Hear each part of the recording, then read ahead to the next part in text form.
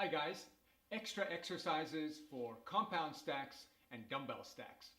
Let's take a look at the kettlebell single arm deadlift. Here's our kettlebell. Now this exercise, you can typically use a fair amount of weight. I'm just using a 20 right here to demonstrate. Yeah, feel free to use the weight that is most appropriate. Now, you can set it up actually very much like a squat. You're going to be about shoulder width, maybe slightly wider. You can do a slight turnout. Okay, when you come down, your hip is going to be slightly higher than your knee. Take a look at it from the side. Okay, arms must be straight. Okay, you don't want to jerk the weight off the ground. You don't want to have a bent and pull like this and stand up. You want to have a neutral spine. You don't want to be rounded. You want to be neutral. Okay, think of a slight arch, neck and your spine in line, so you don't want to be looking up. You want to actually have your neck and your spine in line. Okay, don't have it out here because it's probably going to hurt the lower back a little bit. Okay, it should come up in a straight line. It should be directly beneath you. Boom, coming up. And I like to get a alternation. If you want to get an arm stretch, you can have it here, or you can even support. Don't support on the knee.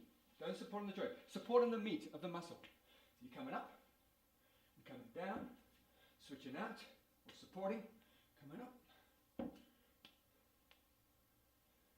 Okay, if you want to stay on one side, let's say you're compound stacking. Let's say you're doing a right arm bent over row, and you're rowing, and you get your heavy set of 8. And then after that, you might want to do your stay on the right side for your kettlebell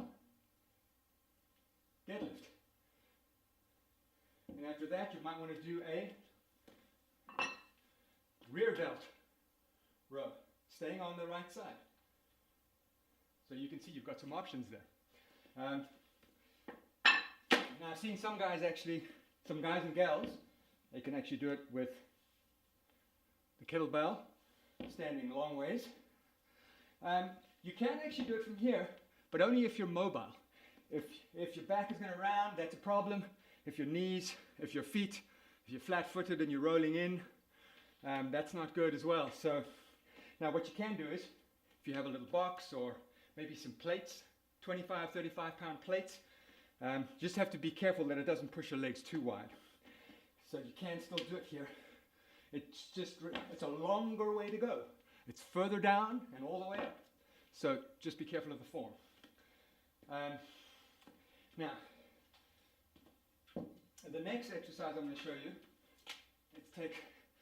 is another kind of deadlift. Deadlift, typically you can work with heavy weight, multi-joint movement. And the interesting thing with the deadlift is that it's a push with the lower body, but a pull with the upper body. It's kind of a fusion movement. That's why the deadlift is so great. You work a lot of muscles at one time. So, you'll notice that I've got 2 different weights. That's okay. I put the 40 on one side, the 35 on the other, and then I'll do another set and switch it round. So, the sumo deadlift, sumo dumbbell deadlift, okay, looks like this. I come down, I pull up, and I turn the bells. So now they can rest, because if they're out here, it's a little difficult on the arms. And then when I come down, I slip it underneath. Now you can do the halting deadlift, legs and arms, but if you want to get clear, twist it open. And I put the 40 here and the 35 here, and do another set. Ideally, you have dumbbells that are the same poundages, or the same weight in kilograms. So it's a little wider, and you've got, once again, you've got to go quite low, so you have to be flexible enough. You've got to keep that spine in neutral position, neck in line with the spine, and please, knees and foot. The knee and the foot, wherever the knee goes, the foot's got to go. And you want to think about pushing the hips back. Coming up, good, looking straight ahead. And then looking down, and then looking ahead.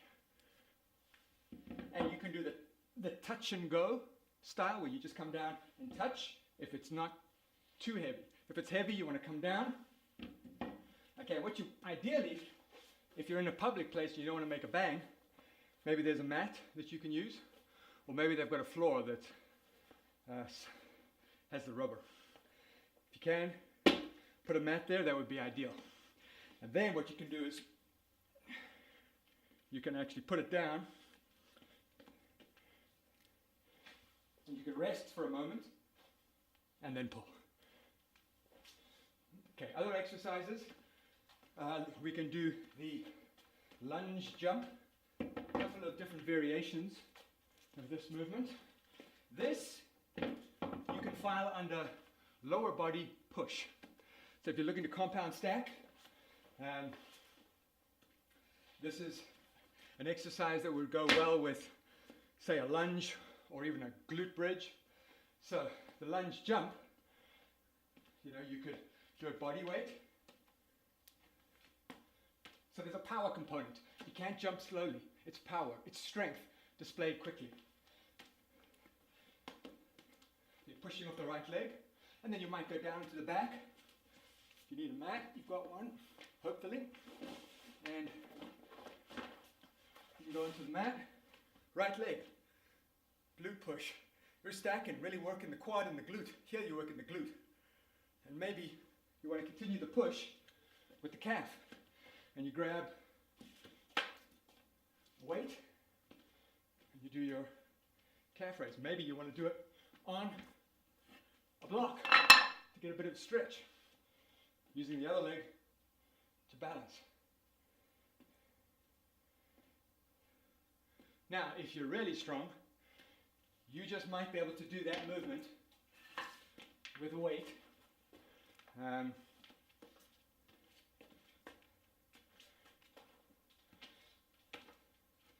Just don't knock yourself with the bell. You might want to actually just have the bell on one side. Okay. Jumping is not essential for the average person.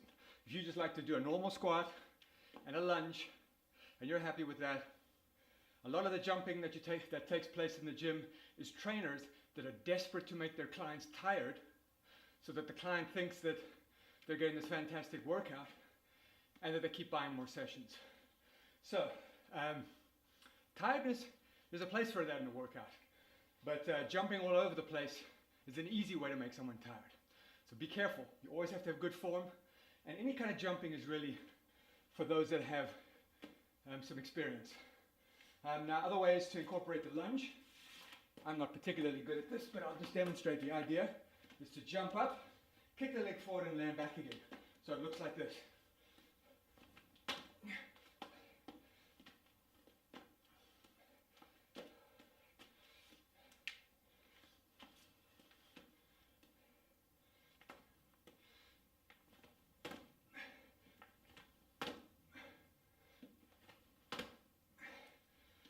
So you can try that. That's very advanced. Now for shoulders, there's a couple of other options. So you can clean the weight up. Boom. Okay. And what you can do is do the Arnold press, thanks to Arnold Schwarzenegger. Stretch out the shoulders a little bit and come up. I would go, instead of going out here, I would go about 45. So get the stretch, if you want. Come out.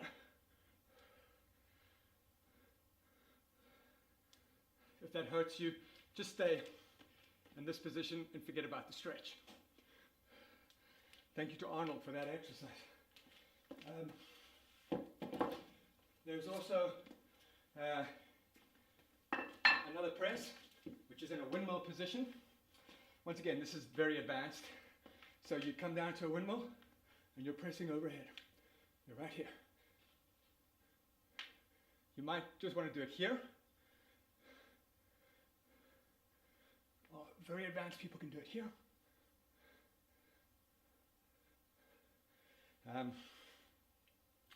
Other examples of pressing. You can press in a squat position,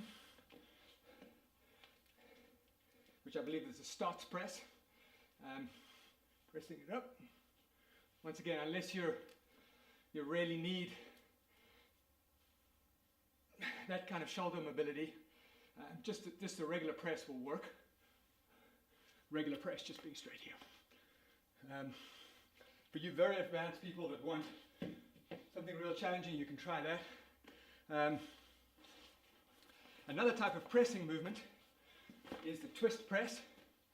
Let me demonstrate with the 25s here. So,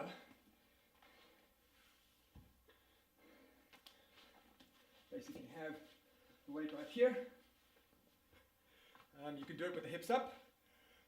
And you basically just twist and you roll up onto the shoulder. Roll up onto the shoulder.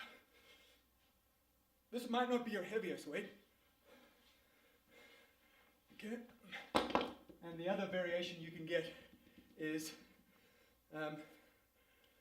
you can actually twist onto one side. You might have to use the feet and get a press. Just be careful. This does create more of a stretch, so you want to be real careful.